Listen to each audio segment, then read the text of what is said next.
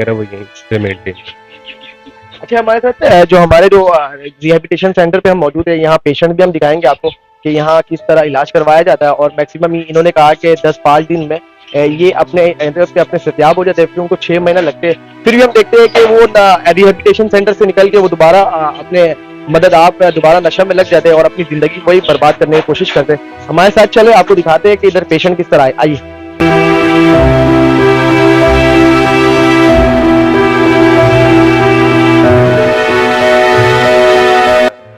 कैसे हैं आप? कैसे हैं? बिल्कुल शुक्र अल्हम्दुलिल्लाह। 4 साढ़े 4 महीने हो गए। बिल्कुल अल्हम्दुलिल्लाह। खाना मिल रहा है। ऐसी ऐसी जगह पे हमने सेंटर काटी है, वहाँ पे जो है ना 20-20 में बकरा कट गया, 30 में कट गया। और चावल प्लेट के पीछे जो है ना जलील होता है, और मेडिसिन भी नहीं होता, खारिश। और वो जो है ना बिल्कुल अल्हम्दुलिल्लाह